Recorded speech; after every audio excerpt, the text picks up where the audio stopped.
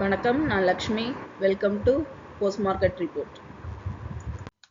இங்கே 11ஆம் தேதி டிசம்பர் நிஃப்டியோட high price, low price, closing price இதை வச்சு pivot point, 3 resistant level, 3 support level கண்டுபிடிச்சிருக்கோம். இந்த லெவல்ஸ் நமக்கு ட்ரேடிங்கில் எந்த அளவுக்கு ஹெல்ப் பண்ணியிருக்குன்னு பார்க்கலாம். இங்கே நம்ம பார்த்துட்டு இருக்கிறது 5 நிமிஷ சார்ட்டு. நிஃப்டி ஓப்பனிங் பார்த்தீங்க அப்படின்னா நமக்கு 24,604ல் ஓப்பன் ஆச்சு. அதாவது நமக்கு பைவட் பாயிண்ட்டுக்கு கீழே ஓப்பன் ஆகி நமக்கு பைவட் பாயிண்ட்டை பிரேக் அவுட் பண்ணி முதல் பார்த்தீங்கன்னா ஒரு 15 நிமிஷத்துக்கு நமக்கு மேல் நோக்கிய மூவ்மெண்ட் இருந்தது. அதுக்கப்புறம் நமக்கு தொடர்ச்சியாக பார்த்தீங்கன்னா நிஃப்டி நமக்கு ஒரு சின்ன இறக்கத்தை சந்திச்சு 24,548ல் நமக்கு நிஃப்டி க்ளோஸ் ஆச்சு. இந்த இடம் பார்த்தீங்கன்னா நமக்கு இங்கே சப்போர்ட் லெவல் 1 பிரேக் அவுட் ஆகும்பொழுது திரும்ப இங்கே ஒரு பவுன்ஸ் பேக் ஆகி திரும்பவும் நமக்கு இங்கே சப்போர்ட் லெவல் 2 நமக்கு பிரேக் அவுட் டச் பண்ணிச்சு. ஆனால் பவுன்ஸ் பேக் ஆகிடுச்சு. பவுன்ஸ் பேக் ஆகி நமக்கு க்ளோஸ் ஆகிருக்கு. மேலும் பார்த்தீங்க அப்படின்னா நமக்கு சைட்வேஸ்லேயே மூவ் ஆனதுனால நம்மளோட சப்போர்ட் அண்ட் ரெசிஸ்டன்ட் லெவல் ரொம்ப கம்மியான லெவலில் தான் இருந்தது. அதனால நமக்கு 2 லெவல் ஈஸியாக நமக்கு டச் ஆகிருக்கு. இங்கே நம்ம பார்த்துட்டு இருக்கிறது 1 ஹவர் சார்ட்டு. இந்த ரவுண்டில் பார்த்தீங்க அப்படின்னா நமக்கு நிஃப்டியோட மூவ்மெண்ட் வந்து பார்த்தீங்கன்னா ஒரே மாதிரி இருக்கிறத நீங்கள் பார்க்கலாம். இந்த இடம் பார்த்தீங்கன்னா கன்சாலிடேஷன், இங்கேயும் பார்த்தீங்கன்னா நமக்கு அதே மாதிரி மூவ் ஆகி ஒரு கரெக்ஷன் கொடுத்துருக்கு.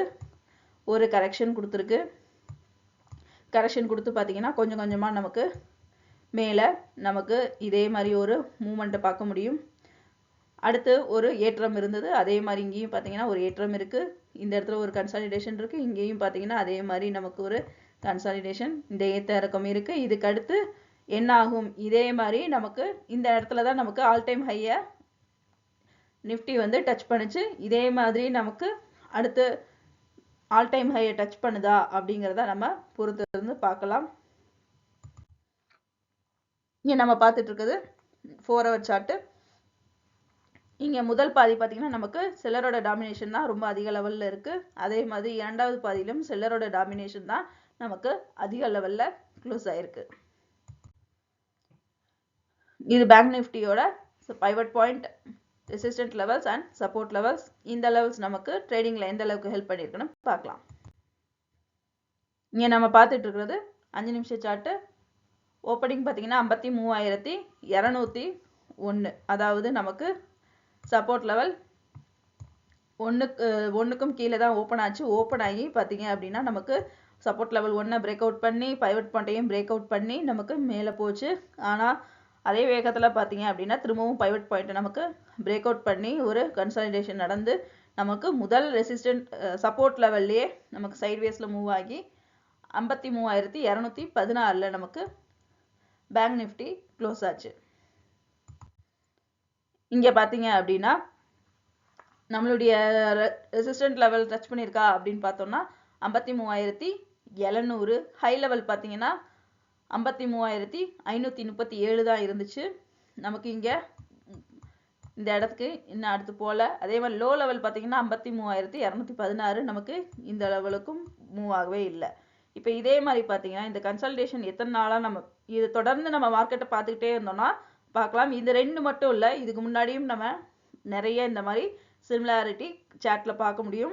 இந்த சார்ட்டில் பார்த்தீங்கன்னா இந்த கன்சல்டேஷன் மொத்தம் 6 நாட்கள் வந்து நடந்திருக்கு. இப்பயும் இது 6 நாட்கள் நடந்திருக்கு. இனிமேல் இந்த அதுக்கப்புறம் பார்த்தீங்க அப்படின்னா இந்த 6 நாளுக்கு அப்புறம் திரும்ப ஒரு 6 நாள் நமக்கு இங்கே சைட்வேஸ் நடந்தது. இங்கே இதே மாதிரி இங்கே ஒரு சைட்வேஸ் நடந்திருக்கு பாருங்கள்.